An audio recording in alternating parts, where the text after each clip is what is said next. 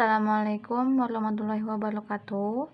Kita lanjut ke pembahasan tentang laporan keuangan, masih seputar akuntansi untuk operasi pusat dan cabang.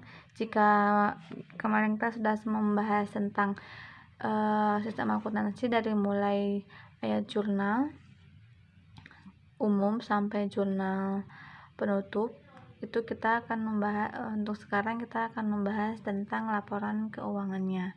Nah, seperti yang kita bahas sebelumnya itu bahwa di sini kita membahas dua perusahaan, yaitu perusahaan cabang dan perusahaan pusat.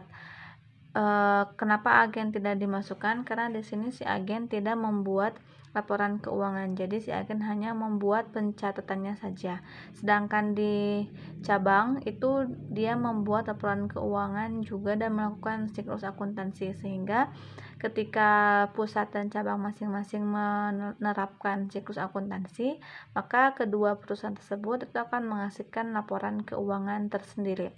Nah, karena di sini si cabang masih memiliki hubungan dengan si pusat, berarti di sini pusat harus melaporkan informasi yang berkaitan dengan laporan keuangan pusat, termasuk laporan keuangan cabang juga, sehingga nanti akan ada proses konsolidasi atau proses penggabungan laporan keuangan antara pusat dan cabang, yang nantinya dari sekian banyak laporan antara dari pusat dan cabang itu si pusat akan menghasilkan satu laporan keuangan yang memuat informasi secara keseluruhan, baik itu di pusat ataupun di cabang. Nah, di sini ada dua jenis laporan keuangan. Ketika di sini ada si pusat dan memiliki beberapa cabang, maka mereka akan membuat laporan keuangan sebanyak dua jenis, yaitu laporan keuangannya itu untuk internal dan laporan keuangannya untuk eksternal. Nah, untuk laporan keuangan di internal itu pelaporannya itu kan terpisah ya, cabang melaporkan dan pusat pun melaporkan. Nah, di sini ada cabang A, B, dan C. Ketiga cabang ini masih merupakan bagian dari si pusat, sehingga nantinya laporan keuangan yang dibuat oleh ketiga cabang ini akan diserahkan ke pusat, sehingga nanti si pusat akan menghasilkan satu laporan keuangan yang bisa digunakan oleh eksternal. Eksternal di sini bisa pemerintah, masyarakat, pemegang saham, peneliti, dan seterusnya. Nah, sedangkan laporan keuangan internal itu digunakannya khusus untuk cabang saja atau untuk pusat saja. Gunanya untuk apa? Gunanya untuk salah satunya untuk mengevaluasi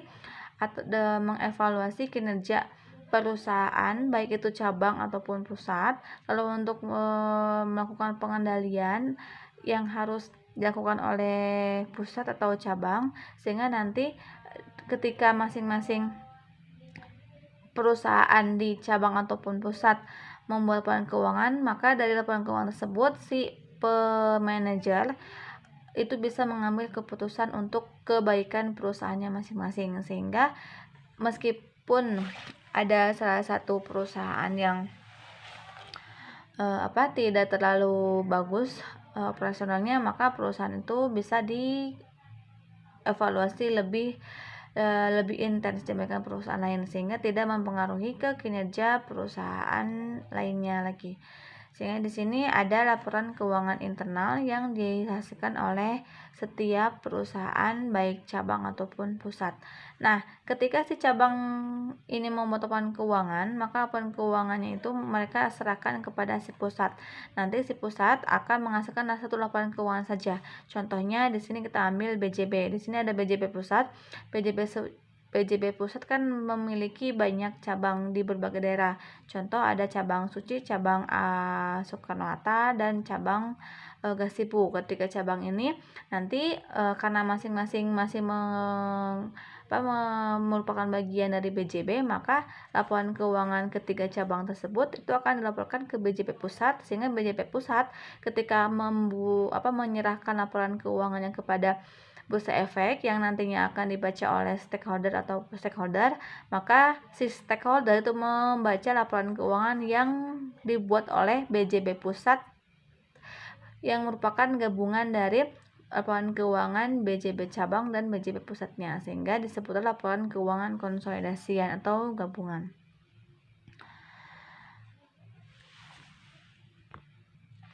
Nah, kita akan membahas di sini kita contoh dari ilustrasi antara akuntansi operasi pusat dan cabangnya merupakan perusahaan yang berhubungan dengan manufaktur, di mana dia membuat menjual beli persediaan, menjual beli barang.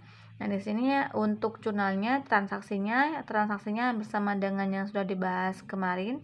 Lalu untuk pengakuan jurnal umumnya itu juga sama, yang membedakan nanti ada penambahan tentang bagaimana pelaporan si pusat ketika dia akan membuat laporan gabungan antara cabang dan pusatnya.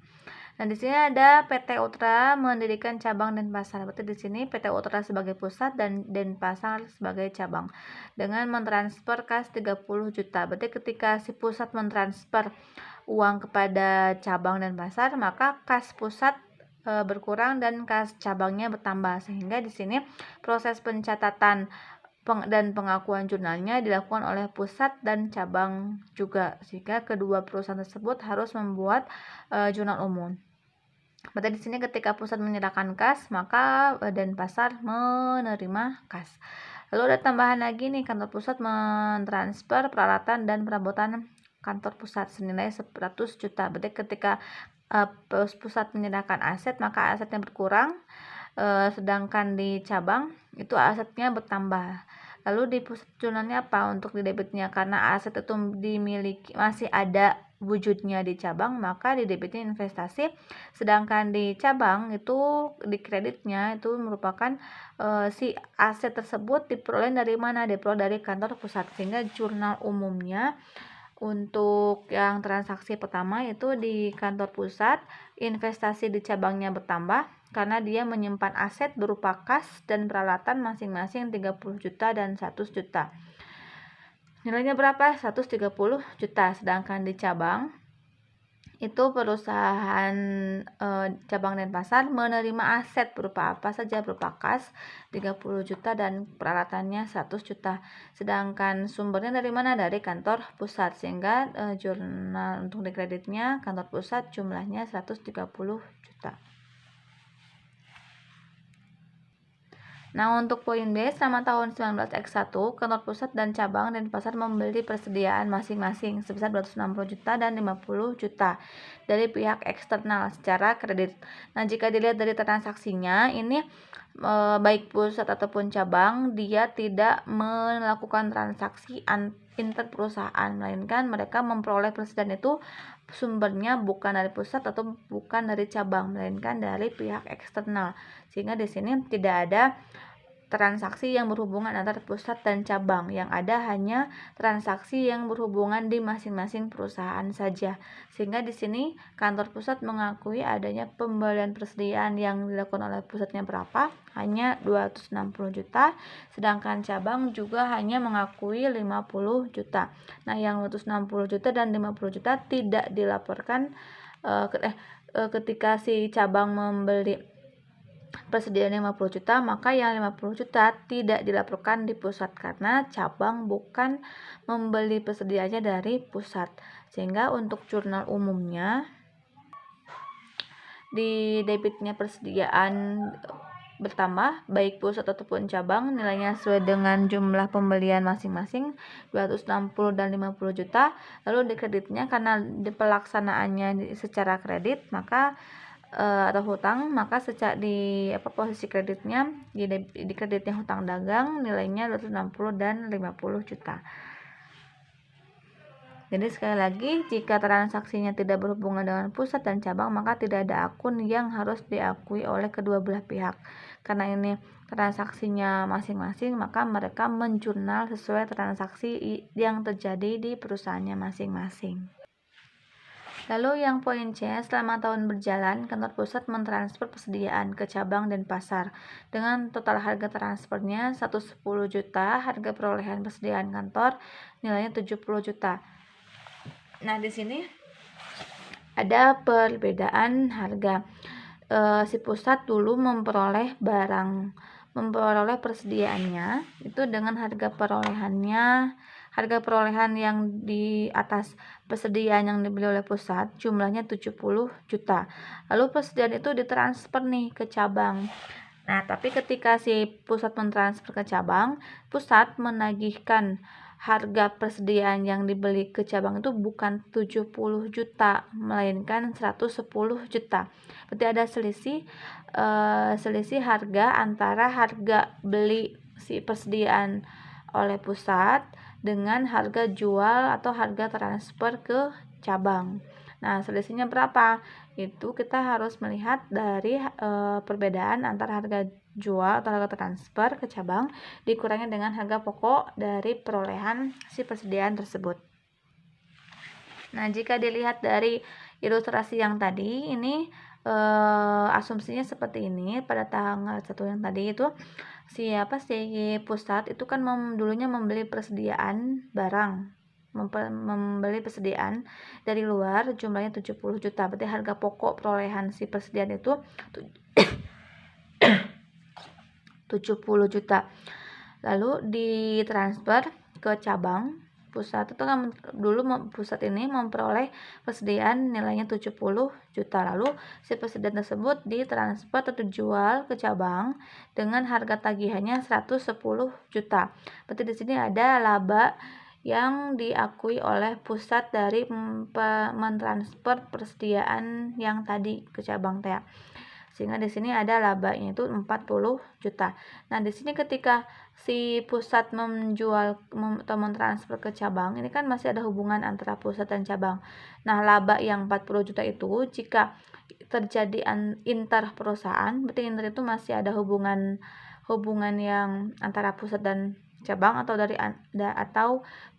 hubungan antara induk dan anak, maka laba itu disebut dengan laba yang belum terrealisasi. Tetapi jika si persediaan yang tadi, yang ini itu sudah dijual oleh cabang ke pihak luar, maka laba yang 40 juta ini diakui sebagai laba yang telah terrealisasi. Sehingga di sini nantinya itu adalah pengakuan laba yang belum terrealisasi, dan laba yang belum terrealisasi itu tidak dilaporkan di laba rugi.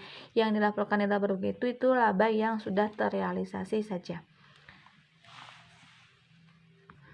Sehingga untuk poin C, untuk jurnalnya, ini kan ketika pusat mentransfer persediaan ke cabang yang dulu tuh harga perolehannya 70 juta, maka persediaan di pusat berkurang 70 juta. Lalu timbul investasi di cabangnya 110 juta. Kenapa 110 juta? Karena di sini pusat menagihkan ke cabangnya dengan nilai 110 juta. Sehingga investasinya memiliki nilai 110 juta. Nah, ini kan ada selisih ya antara harga transfer dengan harga pokok perolehan. Nilainya itu 40 juta. Nah, yang 40 juta itu diakui sebagai laba antar perusahaan yang belum terrealisasi.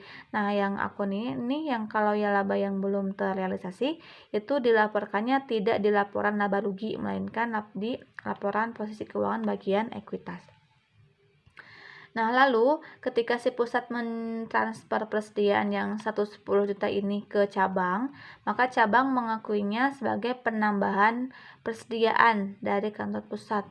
Jumlahnya 110 juta sesuai dengan yang ditagihkan. Nah, ini di debit, di kreditnya apa? Kita lihat sumber perolehan persediaan ini dari mana asalnya, dari kantor pusat, sehingga di sini dikreditnya kantor pusat, jumlahnya 110 juta.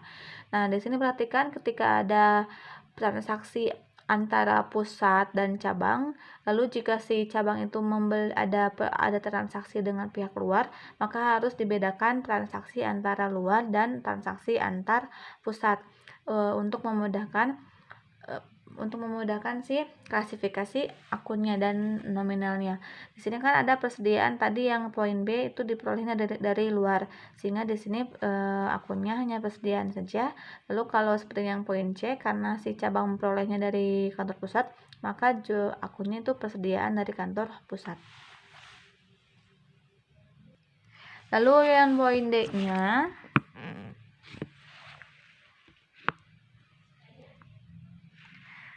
yang poin D-nya itu kantor pusat menjual persediaan senilai 254 juta kepada pihak eksternal dengan harganya 500 juta selama tahun berjalan. dan piutang yang berhasil tagih 480 juta. Cabang dan pasar menjual persediaan senilai 128 juta ke pihak eksternal dengan harga 200 juta dan berhasil menagih piutang sebesar 198 dibeli dari pihak eksternal. Nah, di sini ada transaksi dua, di cabang melakukan transaksi dan pusat pun melakukan transaksi. Transaksinya di sini ada penjualan yang dilakukan secara kredit dan ada penagihan piutang. Nah, kita analisis satu persatu. Yang pertama dulu, kantor pusat menjual persediaan senilai 294 kepada pihak eksternal dengan harganya 500 juta. Berarti di sini ada jurnal penjualan, berarti karena di sini kredit ya.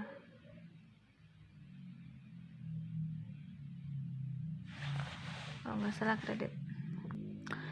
kredit senilai 500 juta harga jualnya. Berarti di sini karena dilakukan secara kredit, maka di debitnya ada piutang usaha senilai harga jualnya 500 juta. Di debitnya piutang, kreditnya penjualan. Lalu si persediaan yang dijual tadi ke eksternal yang dengan harga jual 500 juta itu memiliki nilainya 254 juta. Berarti yang 254 ini merupakan harga pokok penjualan. Sehingga yang 254 juta ini diakui sebagai pengakuan harga pokok penjualan. Di debit, di kreditnya itu ada inventorinya berkurang. Nah, setelah itu selain menjual, si pusat juga berhasil menagih piutang sebesar 480 juta. Berarti kalau piutangnya berhasil ditagih, berarti bagi pusat itu ada penambahan kas senilai 480 juta dan piutangnya berkurang di kredit 480 juta. Sehingga jurnal umumnya menjadi ini piutang dagang terhadap penjualan dari transaksi penjualan ke eksternal 500 juta. Lalu untuk harga pokok penjualannya, jurnal umumnya HPP, di kreditnya persediaan nilainya 254 juta. Lalu yang kedua itu ada transaksi penagihan piutang. Karena pusat berhasil menagih, maka kasnya bertambah, piutangnya berkurang senilai 480 juta.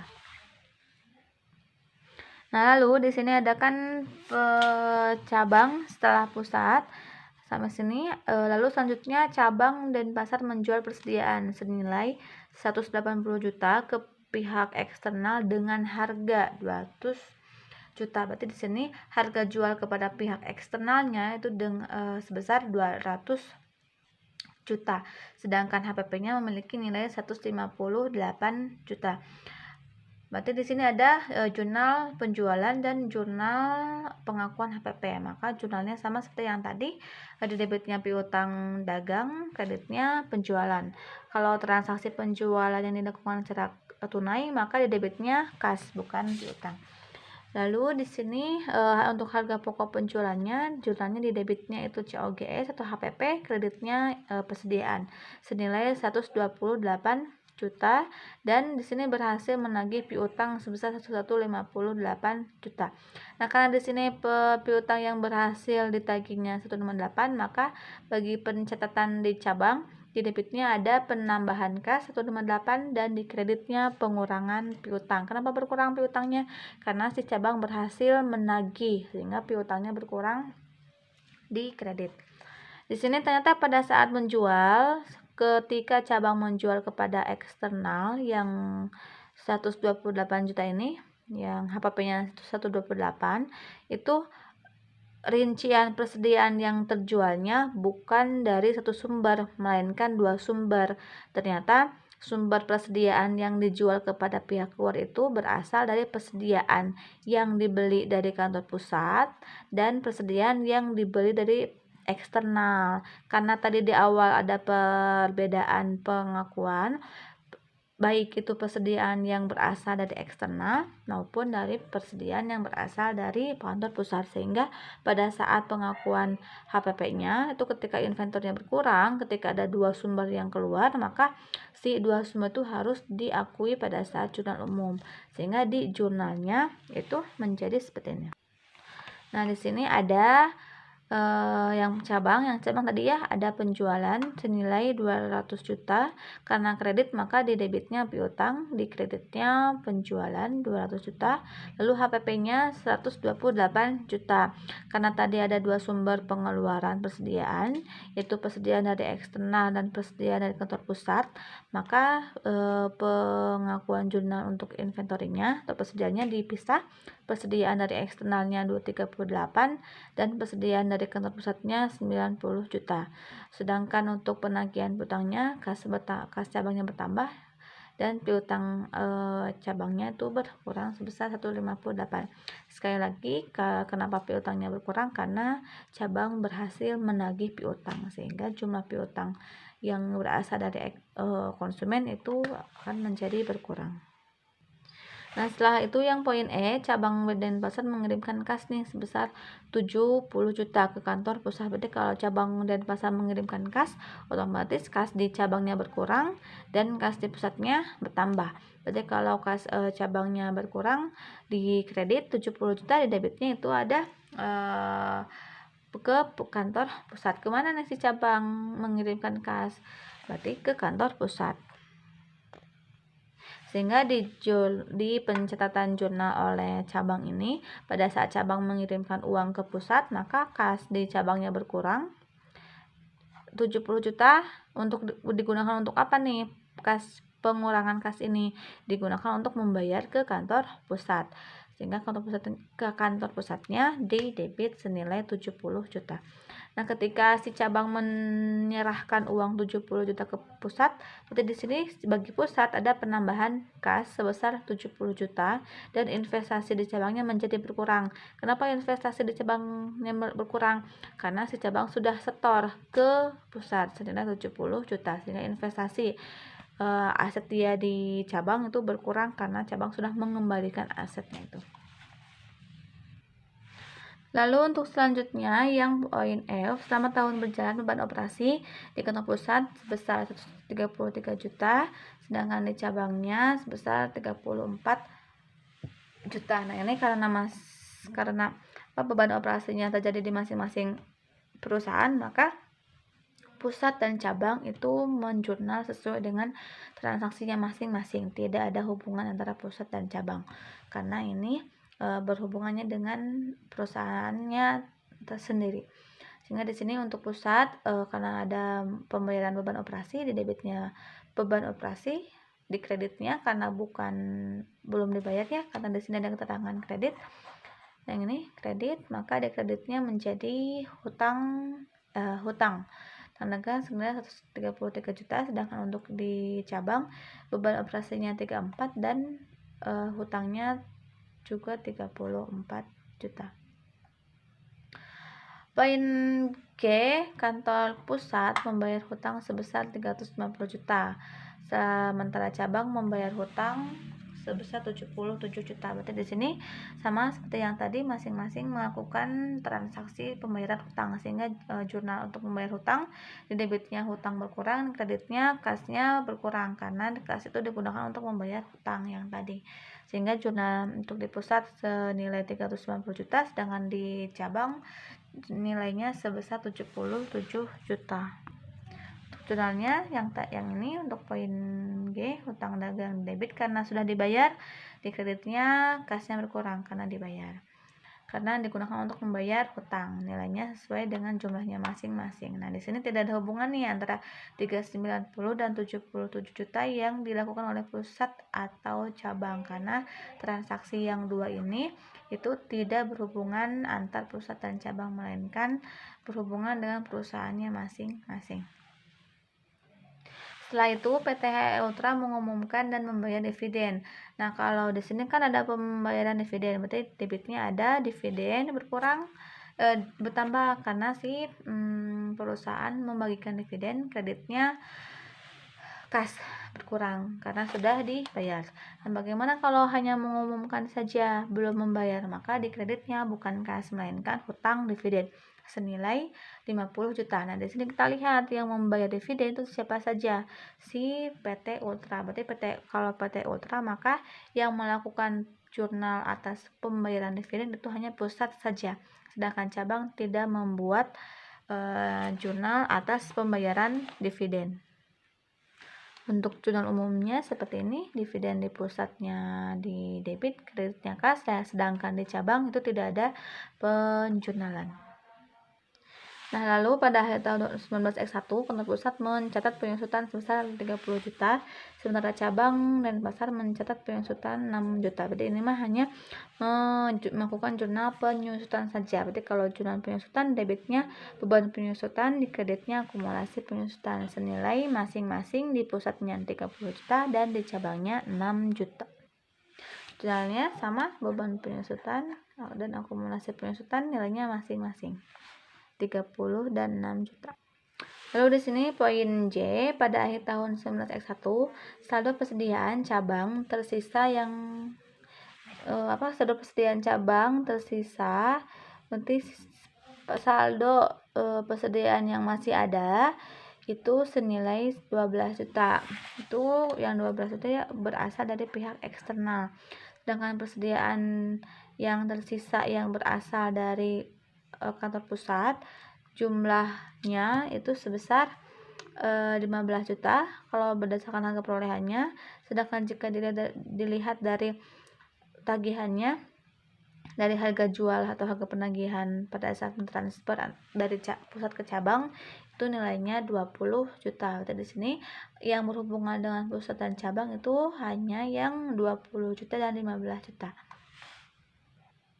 Nah, kalau untuk yang persediaan dari eksternal yang 12 juta ini kan merupakan persediaan akhir karena persediaannya tuh tersisa di akhir tahun 19X1, sehingga yang 12 juta ini tidak di jurnal umum, melainkan nantinya akan diakui di perhitungan harga pokok penjualan di bagian komponen persediaan akhir. Karena untuk menghitung harga pokok penjualan itu kan persediaan awal tambah pembelian dikurangi persediaan akhir. Nah, persediaan akhir ini itu nilainya sebesar 12 juta, sehingga yang 12 juta untuk persediaan yang tersisa yang berasal dari eksternal itu tidak usah di jurnal, melainkan hanya dimasukkan ke dalam perhitungan harga pokok penjualan. Nah, sedangkan persediaan yang masih ada di akhir tahun 19X1 yang berasal dari pusat itu kan ada selisih harga nih antara harga tagihan dengan harga perolehan yang dulu dibeli oleh pusat, sehingga nantinya itu harus dilakukan penyesuaian yang nantinya akan ada proses pelaksanaan jurnal eliminasi untuk menolkan untuk menghindari penggandaan pencatatan antara pusat dan cabang terkait dengan persediaan yang masih ada di sini. Nah, sekarang kita fokus ke persediaan yang tersisa, di persediaan akhir yang berasal dari kantor pusat. Di sini kan persediaan akhirnya itu memiliki nilai sebesar 20 juta dengan harga pokok penjualannya itu atau HPP-nya 15 juta. Berarti yang mengetahui HPP yang 15 juta ini hanya pusat saja. Si cabang itu mencatatnya yang 20 juta saja. Nah, di sini karena di cabang mah tidak ada perbedaan harga antara harga yang tagihkan dengan harga perolehan, maka cabang tidak usah mengakui selisih harga yang 5 juta ini nantinya. Sedangkan yang pusat, karena di sini pusat dulunya itu menagihkan ke cabang berbeda dengan harga pokok perolehannya, sehingga nanti pusat harus melakukan penyesuaian. Nah, berapa nih jumlah yang harus kita akui pada saat ada laporan si cabang itu masih memiliki persediaan yang berasal dari pusat. Dulu di awal tahun 2019X1 itu kan pusat mengirimkan atau menagihkan atau mentransfer barang ke cabang dengan harga 110 juta. Ternyata di akhir tahun 19X1 jumlah persediaan yang 110 juta ini itu tersisa tinggal 20 juta. Berarti si pusat nantinya harus menghitung berapa nih laba yang masih ada dan laba yang terrealisasi dan laba yang belum terrealisasinya. Nah, karena di sini persediaan yang masih dimiliki oleh cabang tinggal 20 juta dari 110 juta, berapa jumlah persediaan yang sudah terjual? Berarti sebesar 90 juta sudah terjual kepada pihak luar. Maka ketika si cabang berhasil menjual barang yang berasal dari pusat ke pihak luar, laba yang dulunya itu belum terrealisasi itu harus diakui sebagai laba yang telah terrealisasi. Berapa nih labanya? Maka kita harus menghitung berapa laba yang dimiliki di persediaan akhir yang diakui harus mengakui laba yang dimiliki yang ada pada persediaan akhir yang masih dimiliki oleh cabang. Sehingga di sini ketika si cabang masih memiliki jumlah persediaan 20 juta, ternyata harga pokok dari si persediaan ini itu memiliki nilai 15 juta, sehingga ada labanya itu 5 juta. Sehingga dari jumlah persediaan yang masih ada senilai 20 juta itu labanya 5 juta. Nah, yang 5 juta ini sudah terjual belum ke pihak luar?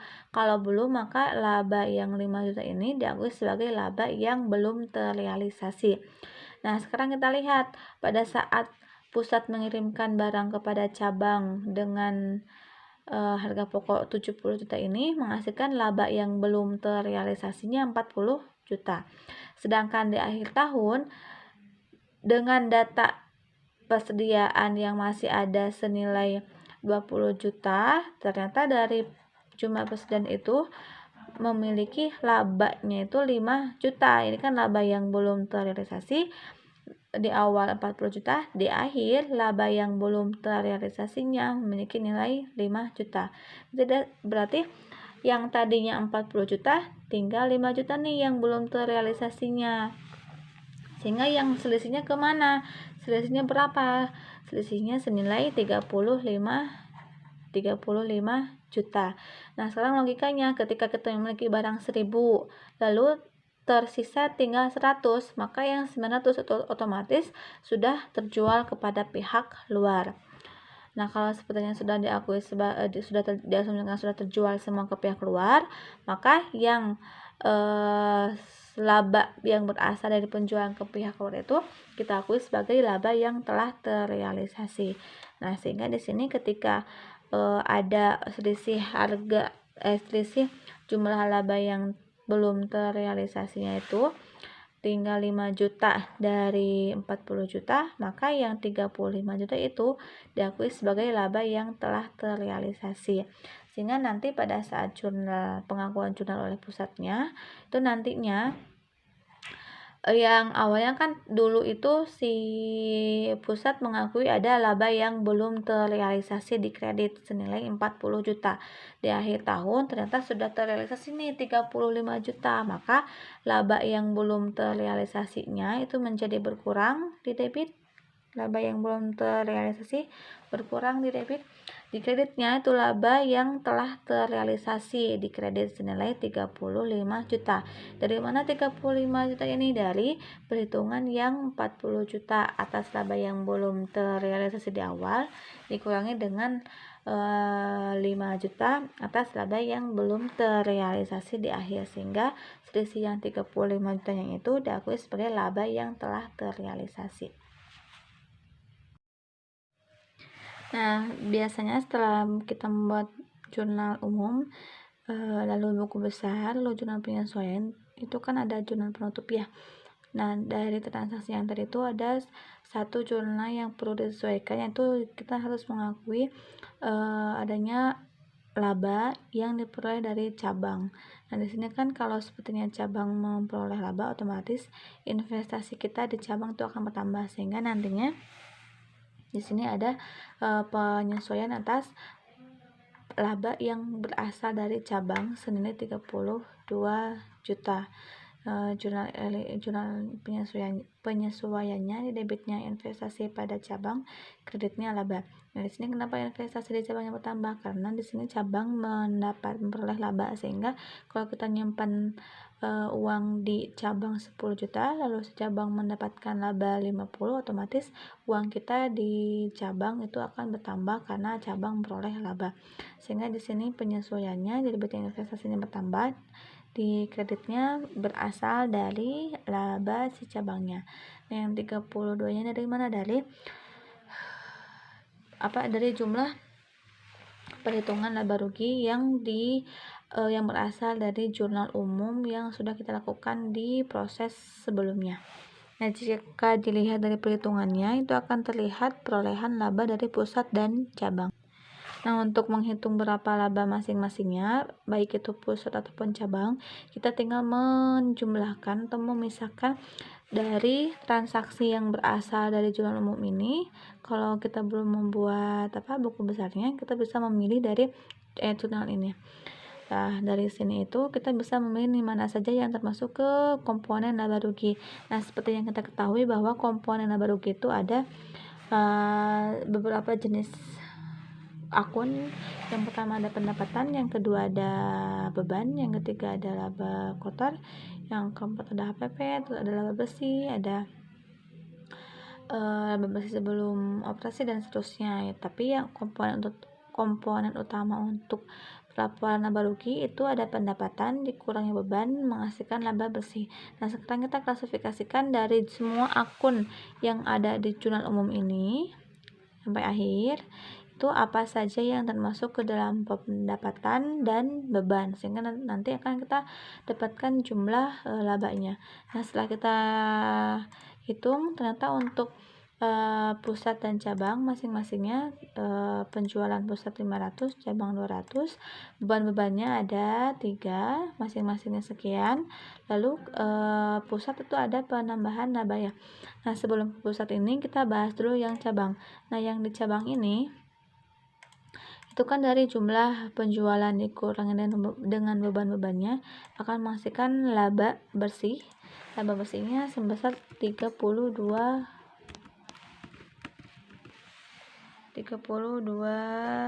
juta. Nah, yang 32 juta ini tadi kan sudah diakui oleh si pusat ya, disesuaikan ketika si cabang memperoleh laba, maka si laba cabang ini nanti akan diakui oleh pusat sebagai penambah investasi dia yang berasal dari cabang. Otomatis yang 32 ini nantinya akan dilaporkan di laporan laba rugi si pusat, nilainya 32 juta. Sehingga ini laba bersih cabang yang 32 juta nanti akan dilaporkan di pusat. Lalu di sini tadi kan ada laba yang telah terrealisasi dari hasil penjualan persediaan ke cabang. Yang ini kan ada laba yang telah terrealisasi, jumlahnya 35 juta. Yang 35 juta ini karena sudah terrealisasi, maka itu akan menambah net income dan dilaporkannya di laporan laba rugi. Ini ya, 35 menambah, sehingga jumlah laba bersih untuk pusat memiliki nilai 150 juta. Nah, di sini kalau kita sudah membuat laporan laba ruginya, kita lebih mudah membuat jurnal penutupnya.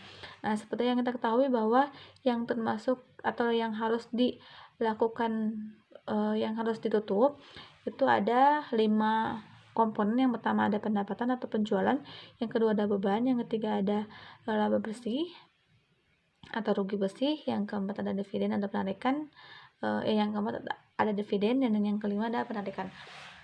Nah, dari transaksi yang berasal dari jurnal umum yang tadi, itu mana saja yang termasuk ke 5 komponen yang tadi.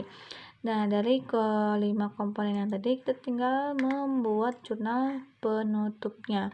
Tadi kan ada cabang dan pusat. Kalau untuk pusat yang 32 juta ini atas perolehan laba si cabang yang tadi, itu sebelumnya dilakukan jurnal penyesuaian terlebih dahulu, sehingga jurnalnya di debitnya investasi, di kreditnya laba cabang dan besar. Sedangkan untuk kantor cabang, pada saat melakukan penutupan, itu kita harus menutup akun-akun yang 5 tadi ya. Si cabang ada transaksi penjualan tidak di jurnal umumnya. Silakan dicek kalau sepertinya ada. Itu ada, tinggal kita tutup di debit. Itu kan kalau sepertinya jurnal penutup itu berlawanan dengan jurnal umum. Kalau saldo normalnya di kredit, maka ketika dilakukan penutupan menjadi di debit, sehingga pada saat kita menutup penjualan, maka si penjualan itu kita akuinya di debit, sedangkan untuk beban kita akuinya di kredit. Nah, tadi kan kita melihat nih, kalau dari dari proses penjualan yang dilakukan oleh si cabang ini menghasilkan laba 32 juta, maka ini ditutup dengan ikhtisar laba rugi jumlahnya 32 juta. Nah, setelah itu kan ada komponen beban sudah ditutup. Yang ketiga ada komponen laba rugi. Si cabang tadi mendapatkan laba sebesar 32 juta. Dari perhitungan yang tadi, laba yang 32 juta ini, laba 32 juta, maka pada saat ditutup si labanya di debitnya itu ikhtisar laba rugi, di kreditnya kantor pusat, jumlahnya senilai laba bersih sebesar 32 juta yang itu. Lalu cabang ada pembagian dividen enggak atau ada penarikan pada saat jurnal umum? Tidak. Kalau ada maka perlu ditutup, tapi kalau tidak ada dikosongkan saja. Lalu untuk pusat itu kita sama, kita menutup akun pendapatan, lalu ada akun beban, lalu ada akun laba. Nah, tadi kan udah kita ketahui nih dari pusat itu jika dilihat dari laporan laba ruginya itu ada pendapatan, beban-beban, dan ada laba.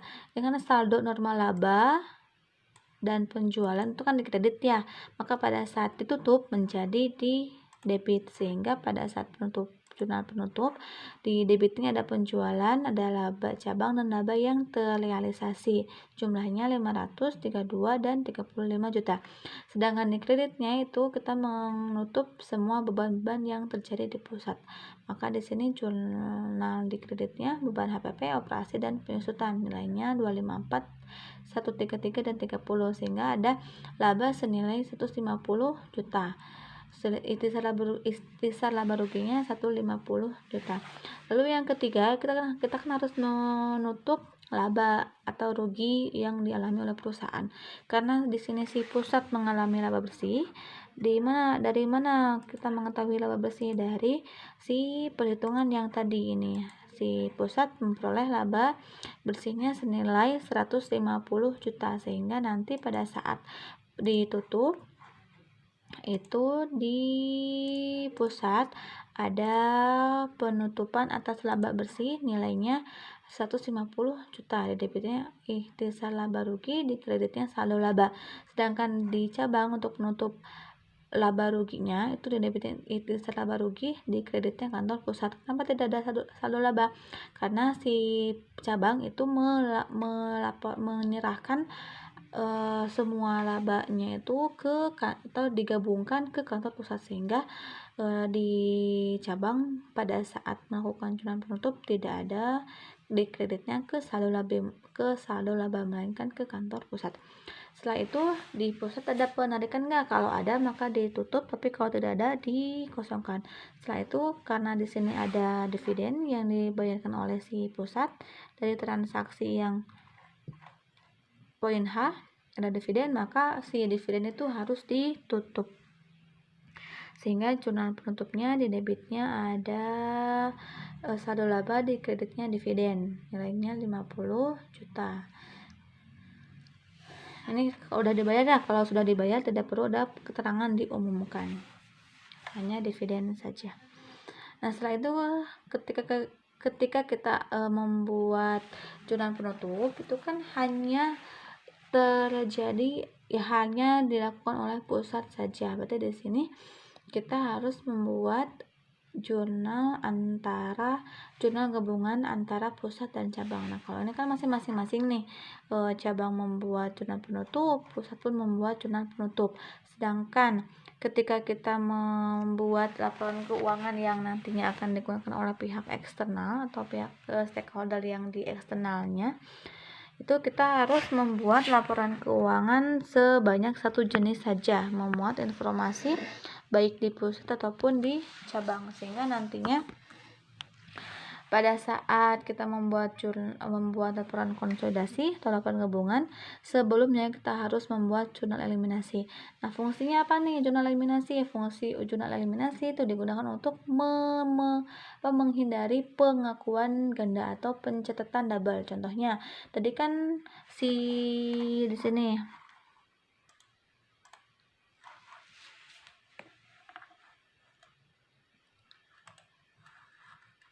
Nah, di sini kan tadi si cabang mengakui adanya laba bersih 32 juta.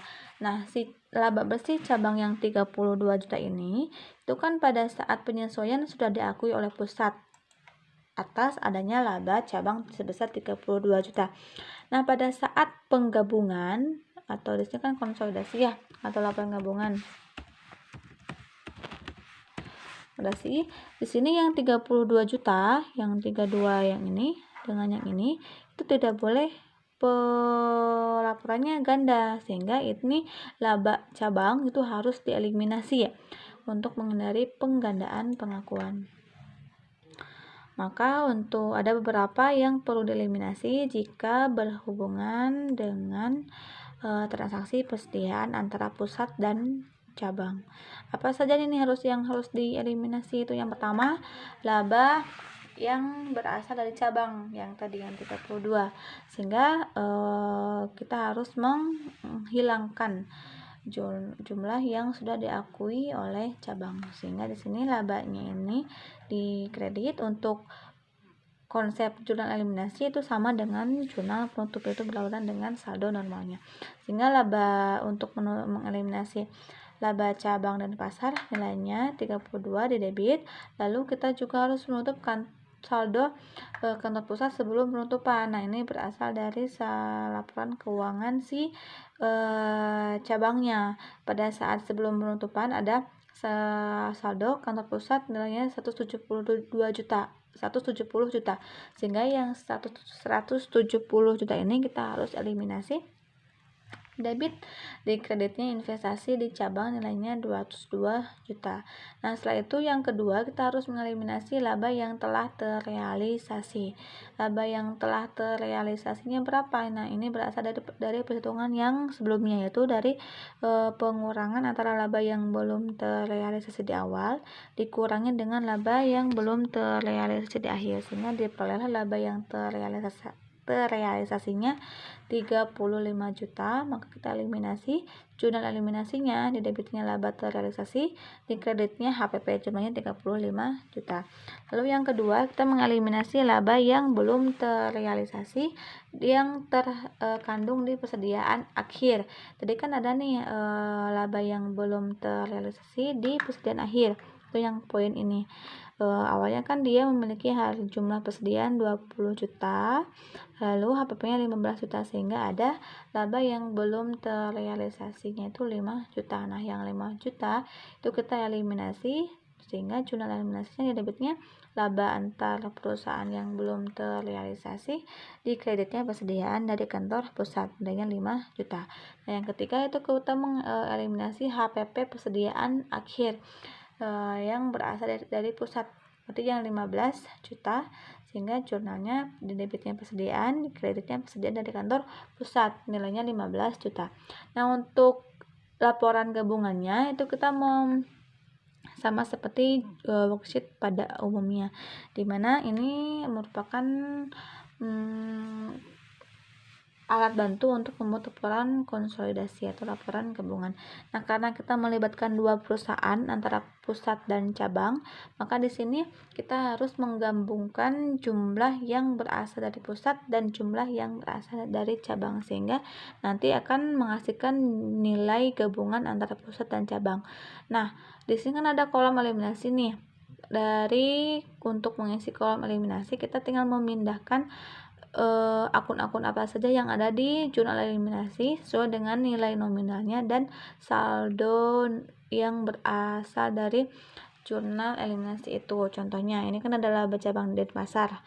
di debit, nilainya 32 juta, maka pada saat kita posting ke kertas kerja, maka yang akun ini kita tinggal pindahkan, cari laba cabang dan pasar. Di sini ada laba cabang dan pasar. Nah, kita tinggal posting nih di kolom eliminasi. Karena di jurnal eliminasinya ini yang 32 juta di debit, maka di kolom eliminasi pun harus di debit. Yang kedua, kantor pusat sebelum saldo penutupan. Ada di debit 170 juta. Nah, kita cari di sini ada saldo kantor pusat sebelum penutupan 170 juta. Karena di eliminasinya itu di debit, maka yang 170 juta itu kita posting di debit di kolom eliminasi. Seperti itu, tinggal memindahkan ke kolom eliminasi, sama halnya dengan worksheet pada saat pengenalan akuntansi 1. Nah, kalau sudah kita beres memposting atau memindahkan dari jurnal eliminasi yang ini ke kertas kerja konsolidasi, kita tinggal menghitung berapa jumlah gabungan dari masing-masing akunnya. Nah, di sini penjualan karena ini gabungan kan, karena kalau gabungan maka kita tinggal menambahkan saldo pusat berapa, saldo cabang berapa. Sehingga untuk penjualan gabungannya menjadi 700 juta. Dari 500 tambah 200 juta menghasilkan nilai 700 juta.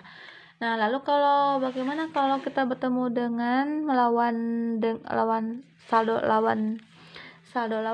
Berarti kita kalau kita bertemu dengan saldo lawan, maka harus dikurang. Contohnya kalau laba itu kan saldo normalnya di debit, di kredit ya. Kalau ketemu debit, maka itu harus dikurang. Jadi intinya kalau debit ketemu debit maka ditambahkan, kalau kredit ketemu kredit maka ditambahkan. Jika berbeda tuh debit atau kredit, debit ketemu kredit atau kredit ketemu debit, maka harus dikurangkan. Nah, ini yang poin laba cabang itu kan saldo normalnya di kredit ya. Kredit ketemu dengan debit, maka ini menjadi 0 karena dikurang.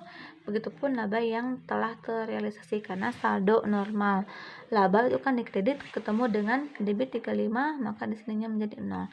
Nah, untuk sama halnya dengan beban, sehingga di sini jumlah laba bersih konsolidasinya memiliki nilai 150 juta. Nah, untuk laba bersih konsolidasi itu bukan gabungan laba bersih pusat dan laba bersih cabang, melainkan hasil pengurangan dari jumlah penjualan dikurangi beban dan ditambah dengan laba yang berasal dari cabang dan laba yang terrealisasi.